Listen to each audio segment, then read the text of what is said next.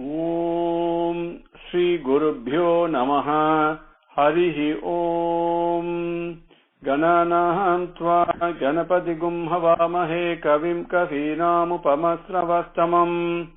Jeshtarajam Brahmanam Brahmanaspata Anasrinvan Utibhissidasadanam Prano Devi Saraswati Vajebhirvajinivati Dhinam Vitrayavatu Ganesaya Namaha Saraswatyai Namaha Shri Gurubhyo Namaha Harihi Om Shuklam Baradharam Vishnum Sasivarnam Chaturbhujam Prasannavadanam Dhyayet Sarva Vignopasantaye Yasyat Virada Vaktradhya Parishadhya Parasatam Vignam Nidnanti Satatam Vishvaksenam Tam Asraye Gurur Brahma Gurur Vishnu Gurur Devo Maheswaraha Gurur Sakshat Parabrahma Tasmai Shri Gurave Namaha Prapanna Parijataya Totra Vetraikapanaye Jnana Mudraya Krishnaya Geeta Mritaduhe Namaha. With Bhagavan's grace, we came up to Slokam 16. But before proceeding, the question was asked in the last satsang about Mudha Yonishu. And one of the translations in the book that you have was shared, and we spoke about that a little bit. I want to talk about that a little bit more. Normally, in these satsangs, as you know, I don't dwell too much into this kind of discussion. I want to really convey what Bhagavan says and move on. But this is so important that we understand Mudha Yonishu very carefully. Okay, so today I'm going to share with you a story that will explain that very powerfully, and it is called Chatushpada Mahayoga. Chatushpada Mahayoga, the four-legged conference, the conference of four-legged animals. Once, my human being, in Sanskritam, in Telugu, Tamil and all that, we use the word Manava. Okay, Manava means Ma means no or not. Nava means new. He is not new. Okay? He is always eternal. He is always there. There is nothing new about it. He has always been present.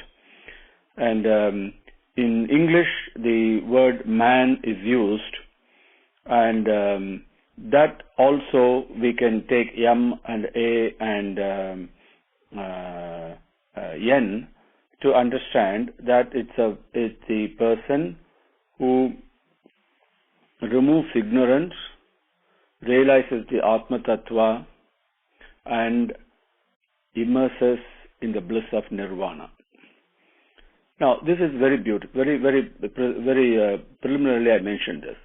So now what happened, we saw Manava for human being and Mrigam for animals. So once in a forest, one fox was going around and it was thinking to itself, this is not fair. It is absolutely not just. In what way are we, animals, different or inferior to man? And why should he be called man? Why should he be called Manava? And while we are called Mrigam, why should he be called man? We are called animals. There is really no difference. We are all born in the same wombs of our own mothers. So we are all born the same way. So this is not right. How can man claim to be superior? And how can he say that he has got the most exalted position among all the creations? So it was thinking about it deep and wide, and finally he couldn't take it anymore. So he went and discussed it with all other animals and explained its point of view to them. Okay, all animals, including from lions to dogs to donkeys to all kinds of animals in the forest. Now, this particular forest, you must remember, was a beautiful forest because that's where a great Maharishi was also living. And because of that, normally animals that do not live together, like an elephant and a lion, for example, they all were living there in a very friendly manner. They had absolutely no enmity towards anyone, no fear of anyone. They were all living friendly together. So the fox went around and campaigned and canvassed and said, this is not right. We've got to find the proper answer to this question. On what basis does man claim that he is superior? And what basis are we inferior to them? We are also born in the same wombs of our own mother. They didn't descend from heaven. And they all discussed it. Yeah, this is very correct. This is very correct. So this particular subject is worthy of further debate and discussion. And so let us arrange a conference. And the conference was called Chatushpada Mahasabha. The Chatushpada, the four-legged Mahasabha, the great gathering of four-legged animals. And beautifully they set up an auspicious time, and a huge plain ground in the forest was found, and the invitation went to all the animals, and everybody gathered there. It was a festive occasion. And the consultations with the lion, who was the king of animals, the agenda was discussed.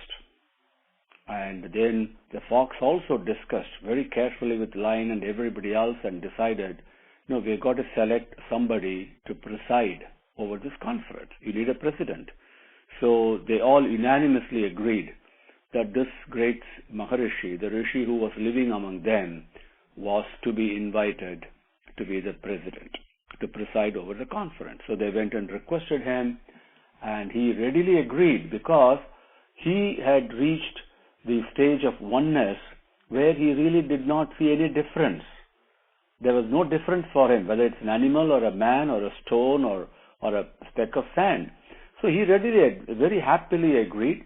So they set up the stage, and on the dais, on a high chair, the Maharishi was seated, and next to him was put another big chair where the king of animals, lion, was seated. And they elected the fox unanimously as the secretary of the conference for the organization, and to set up the proceedings and set up the discussions and come to a proper conclusion. So the fox, got up on the stage and read the agenda for the conference. And the agenda for the conference ran as follows. They had 4 points to discuss. The first point: because animals and human beings are born out of the wombs of their mothers, therefore they should have a common name. They were born the same way. Either all of them should be called animals, human beings also should be called animals, or animals should be called human beings. They all should have the same name. There should be no difference. There cannot be a difference. Item number 2. Now, there is a misconception that human beings endowed with wisdom and animals are not. But the animals say, no, we cannot agree to that. In what way the human beings are endowed with a wisdom that is superior to us? We also have wisdom, and so we must discuss and establish the fact that both humans and animals are endowed with equal wisdom. Item number 3 on the agenda. There is a talk that animals are dumb. They cannot speak. But human beings can speak. They have the faculty of speech. Even though we are dumb, in what way are we inferior because of that the inability to speak? Item number 3. Now, item number 4. Now, there is also a feeling, people think generally that we are all wild animals and human beings are sattvic by nature. No, we cannot agree to that. We do not agree with this concept that we are also sattvic in nature, And the sattvic nature that you find in us animals cannot be found in human beings. So on this basis, we have to debate and challenge the misconception that human beings are more sattvic and we are all wild animals and all that. It's not allowed. We cannot agree to that. So these are the 4 points on the agenda. And then the fox started the meeting, and it said very happily in a very loud voice, "Today is a red letter day for us," it said, in our life. It's an unforgettable day. This conference is going to achieve great victory. In spite of your busy schedule, all of you have gathered here, and I thank you very much for that. I'm very, very grateful to all of you. Then the fox read out the agenda so everybody understood, and then it sat down.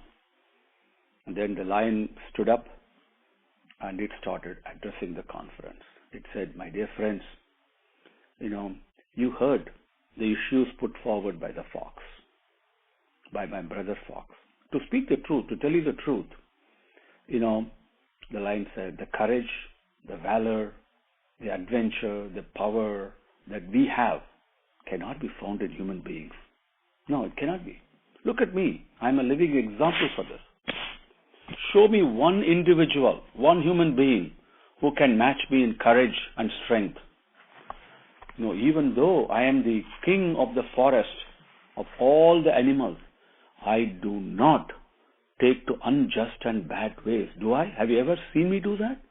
I do not cause harm to other animals just because I'm the king unnecessarily. It's only when I feel hungry, I kill animals to satisfy my hunger. Otherwise, I go about my way, you go about your way. I don't harm you. I do not kill living beings just for fun. This courage, this adventure, this principle of fairness and justice, do you find in a human being? No, absolutely not. Therefore, why should we, animals, fear a human being? Why should we be considered inferior to a human being?" So the lion spoke like this and sat down. The fox again got up and he said, "Look, my dear friends, let me add a few more points that occurs to me. Have you ever seen any animal that kill other animals when it is not hungry? Have you ever seen one instance? Have you ever seen the animals that eat when they are not hungry? Human beings do that. They eat all the time, whether they are hungry or not, right? And they kill for fun. Do we ever kill for fun? And these human beings, they make these various contraptions, and they tie strings around birds and make them fly, and they do gamble. They hit and flog horses and have them run around on a piece of ground. They chase them, and then they put money on that. They call it a race. They gamble. Do we ever do that? Huh? So it was asking questions like this. And then it said, my dear brothers and sisters, I'll point out one more thing to you. We animals, we have a season to mate. We have a season. We obey the laws of nature when we want to reproduce. Are human beings like that? They have no season, no reason. How lowly can you get? How can you call them superior to us? It thundered. And then it sat down again because it just could not control itself. There was dead silence. Every animal was thinking very carefully about the points that was raised by the fox and the lion. And then all of a sudden the fox got up, went to the lion and whispered something in its ears. And then the lion immediately whispered something in the ears of the rishi. And the rishi nodded his head, being the president. And then the lion okayed to fox, and the fox announced on the microphone. And it called for a small, tiny dog that was present in this huge assembly of animals to come forward. And the dog came. And the lion said, "Dog, what do you think? You give us your opinion." the tiniest dog among all the mighty elephants. Now, before that, I forgot, an elephant came, and the elephant was asked to speak. And the elephant came and thundered. It said, look at my size, I'm so big. And a human being cannot even equal the size of my 1 foot, it said. It cannot do that. And also, look how intelligent I am. What is my memory power? What is my intelligence? Even the human beings praise that elephantine memory, elephantine intelligence, right? That how much intelligence I have. And have you ever seen a coronation of a king without an elephant being present? The importance given to me. So how do we say a human being is superior? Does he equal me in my strength? Does he equal me in my intelligence? Does he equal me in my fame and reputation? Does he equal me in my control? Or does he equal me in my importance? I mean, it went on like a very skilled debater. And everybody clapped. And then the dog was asked to speak. The dog said, no, I am very tiny and I am very insignificant creature before all of you, such august assembly of animals present here. But I'm being given an opportunity to express my opinion, which I will tell you frankly and clearly. And if I hurt anyone in the process, please forgive me, it said. Even though I'm small and I'm insignificant, there's a great virtue in me, which is not there in the human being, it said. Everybody was now suspense. What is it that this tiny dog has that a human being who claims superior does not have? Then the dog continued. There is none to match me in my faithfulness, it said, and stopped. Gave a thunderous silence. It stopped for a second. He said, I will be faithful to my master till my very end. Even if he teases me, I will always be faithful to him. I will always be grateful to him for the master who feeds me. Can you see that in a human being? It said. The human being is nice to you so long as he wants something done. Once you are of no use to him, you think he is grateful to you? He turns his back on you. He even stabs you in the back. How can this lack of utter gratefulness and gratitude, how can you call this person superior to us? It said.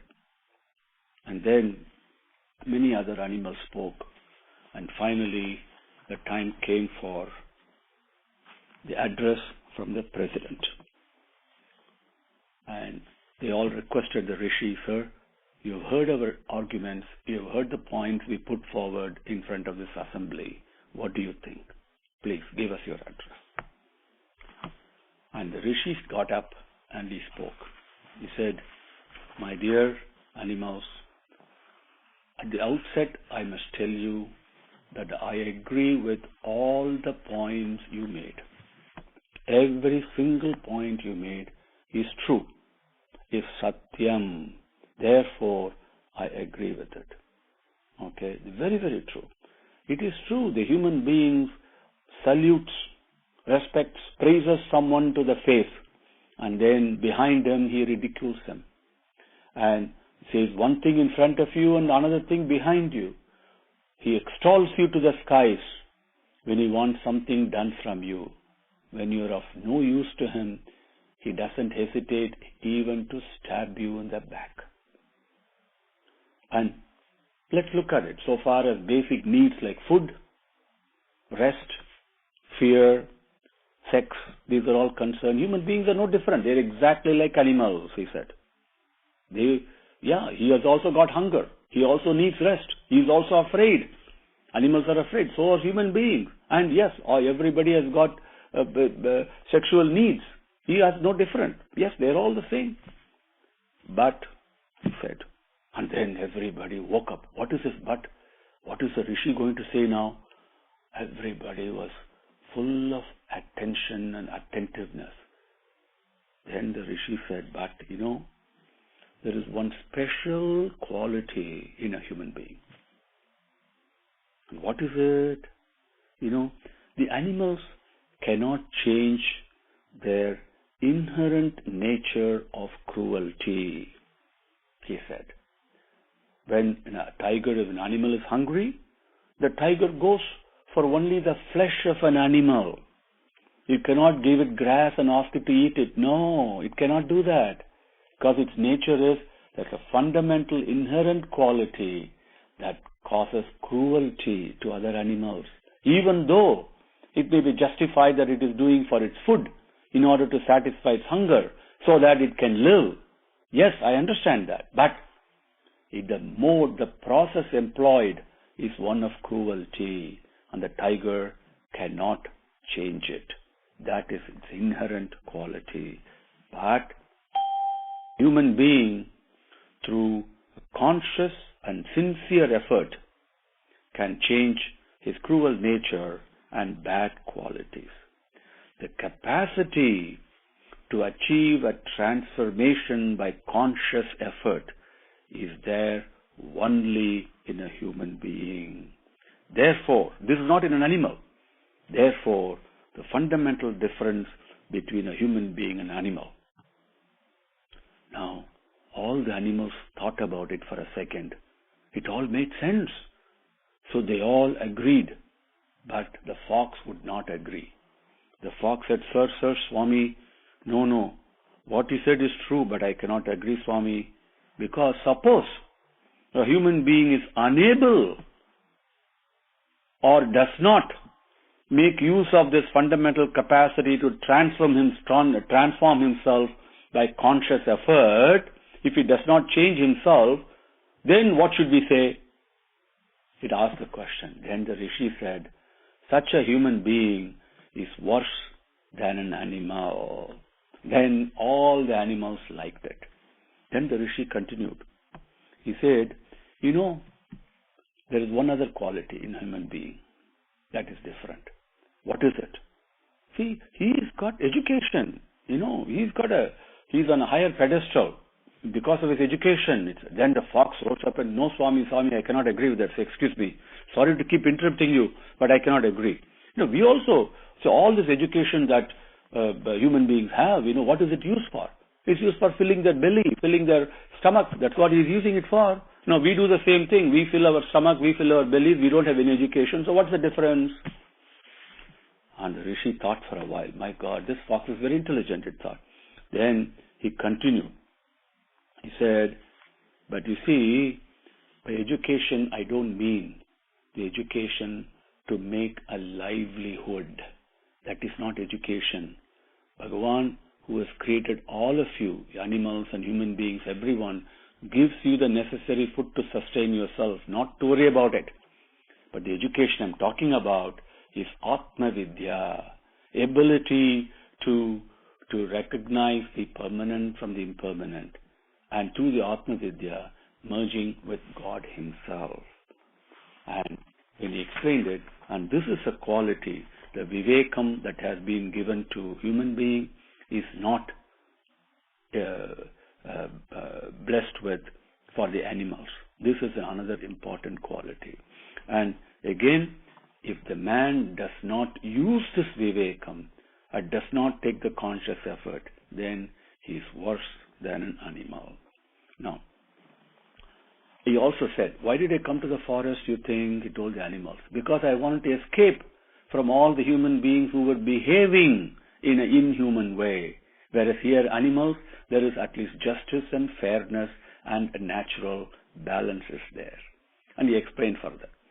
So, the reason I went into this story today is please reflect on this and understand Mudha Yonishu. Mudha Yonishu, just because you leave your body when the tamasic tendency is on the ascendant, is dominant, you are born, take birth in a Mudha Yonishu does not necessarily mean you take the birth of an animal or a tree or a stone or something like that. What it means, you could be born in a human family. What it means is that you're born in, you take birth among the groups of beings where you are dull-witted and not aware of the inherent capacity to think of God, to be with Bhagavan.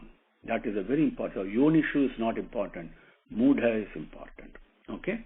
So let us continue with the Bhagavad Gita Slokams.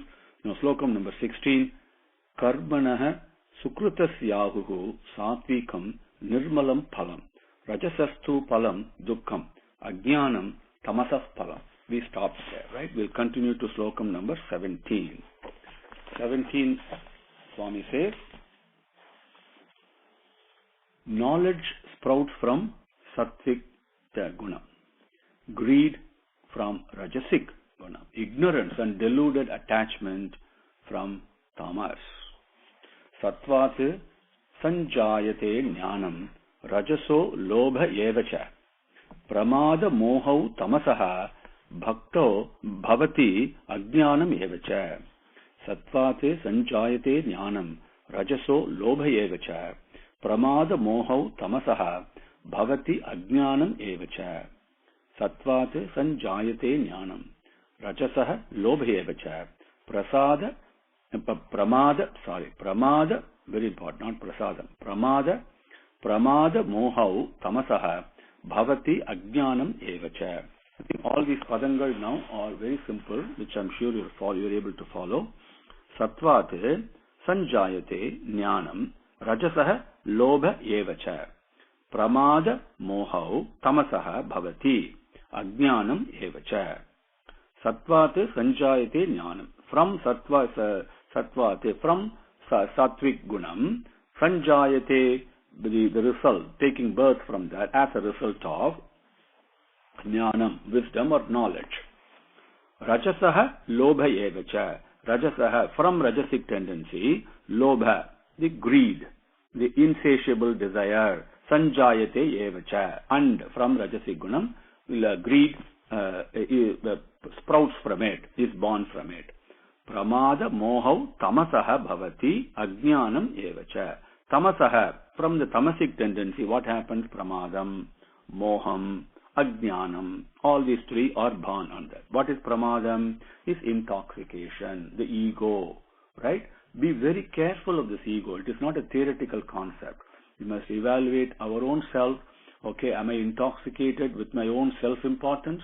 Am I intoxicated with my own self-aggrandizement? Am I intoxicated with my own selfishness? Please think about it very carefully. That pramadam comes from tamasic gunam. That's also a manifestation of Bhagavan. Okay? Moham is confusion, delusion. You don't know what is true and what is not true. We think the false to be true and the true to be false. Then ajnanam is absolute ignorance, not knowing what the real truth is. Right? These are all coming from tamasaha bhavati. They all come out of tamasic tendency. Sattvat sanjayate jnanam rajaso lobha evacha pramada mohau tamasaha bhavati ajnanam evacha. Let us do one more today. Slokam number 18. Those with sattvic tendencies, they progress spiritually. With rajasic tendency, they remain where they are. Dwelling in the lowest of the tendencies, the tamasic, they regress. They actually go backwards in the spiritual path. Urdhvam gachanti sattvastha madhye tishtanti rajasaha jaganya guna vrittistha adho gachanti tamasaha. Urdhvam gachanti sattvastha madhye tishtanti rajasaha jaganya guna vrittistha adho gachanti tamasaha. Urdhvam gachanti sattvastha madhye tishtanti rajasaha jaganya guna vrittistha adho gachanti tamasaha.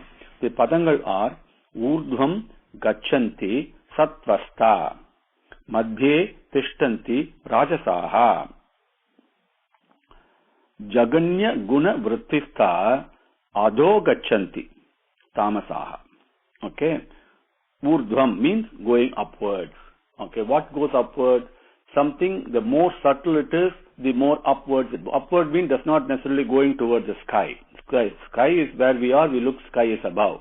Okay? Something, the more sukshmam, the subtler and subtler and subtler it becomes, right? That is what urdhvam means, which is spiritual progress. Okay? And gachanti satvastha. With the sattvic gunam, you progress spiritually. Okay? Madhye tishtanti rajasaha. With rajasic gunam, rajasic dominant, and if you are more rajasic than sattvic or tamasic, if you are rajasic dominant, then basically there is no progress spiritually. Madhye tishtanti. You stay where you are. Jaganya. Jaganya is an important word. Jaganya means the loveliest. It's more than the least. It's the loveliest. That's the only way I can describe it. Okay? It's the most despicable, if you want to put it that way. Jaganya guna vrittistha. The loveliest gunam, which is tamasaha, vrittistha, when that is dominant, what happens? Adho gachanti. Adaha means going downward, below. That's adaha means below. Urdhva means above. Okay? Adaha gachanti means you regress spiritually. That means, what does it mean? You move away from Bhagavan's lotus feet. Okay? Whereas with sattvic gunam, you go towards Bhagavan's, you become closer and closer to the lotus feet. Okay? Urdhvam gachanti satvastha. Urdhvam gachanti satvastha. Madhye tishtanti rajasaha. Jaganya gunavrittistha. Adho gachanti tamasaha. Om Shri Gurubhyo Namaha. Harihi Om. Samastalokaha Sukhino Bhavantu. Samastalokaha Sukhino Bhavantu. Samastalokaha Sukhino Bhavantu. Om Shanti Shanti Shanti. Harihi Om.